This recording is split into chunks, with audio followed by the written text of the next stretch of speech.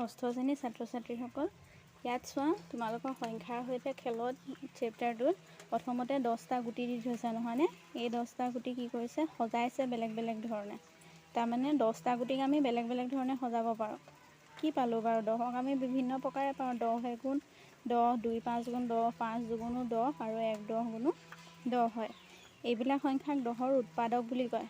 ইয়াত চোৱা 8ক 1 8 গুণ 8 হয়নে? 8ক 1 হৰণ কৰিলে 8 বাৰ যাব, 2য়ে 8ক হৰণ কৰিলে 4 বাৰ যাব।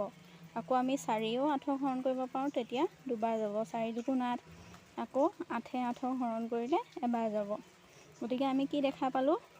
1 8 গুণ 8 লিখিব পাৰোঁ, 2 4 গুণ 8, 8 এগুণো 8, 1 2 4 আৰু 8 সংখ্যাকেইটাৰে 8ক ভাগ কৰিব পাৰি। এইকেইটাক উৎপাদক বুলি কয়। এতিয়া এই তালিকাখনত চোৱা 2 সংখ্যাটোৰ উৎপাদক কি আছে? 1 আৰু 2 আছে নহয়নে? 1 দুগুণ 2, 2 এগুণো 2। ইয়াত উৎপাদকৰ সংখ্যা কেইটা হয়? 2টা। গুণিতক বুলি ক'লে কি হয়? 2 পূৰণ ফল, 2 এগুণ 2, 2 দুগুণ 4, অসংখ্য পাম আমি তেনেকৈ।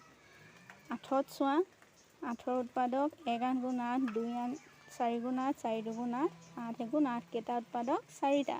ঠিক তেনেকৈ গুণিতকবিলাক 8ৰ পূৰণ নেওতাখন 8 16 24 32 অসংখ্যটা থাকে। গুণিতক বহুত থাকে। এতিয়া ইয়াত 8ৰ গুণিতকখিনি তোমালোকে লিখিবা এই তালিকাখনৰ। নিজে কৰাত দিছিলে চোৱা, তলৰ দিয়াৰ প্ৰত্যেকৰ উৎপাদকবোৰ লিখা। প্ৰথমটো দিয়া আছিলে 45, 1 45 গুণ 45, 3 15 45, 5 9 গুণ 45। গতিকে 45ৰ উৎপাদকবিলাক কি হ'ব? 1 3 5 9 15 45। 70ৰ ঠিক তেনেকৈ চোৱা কি পূৰণ কৰিলে পাওঁ? 1 70 গুণ 70, 2 35 গুণ 70, 5 14 গুণো 70, 7 10 গুণো 70। 70ৰ উৎপাদকবিলাক 1 2 5 7 10 14 35 70। তাৰপিছত দিছিলে 4টাকৈ গুণিতক উলিয়াবলৈ কৈছে। প্ৰথমটো দিয়া আছে 6 গুণিতক 4টা।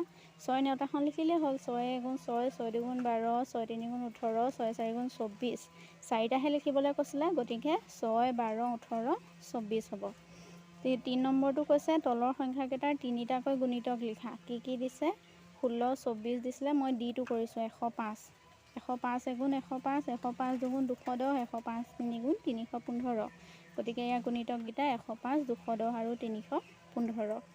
ছাত্ৰ ছাত্ৰীসকল, বাকী কৰি নিদিয়া যিকেইটা আছিলে 1 2 3 সেইকেইটা কৰি দেখাবা তোমালোকে।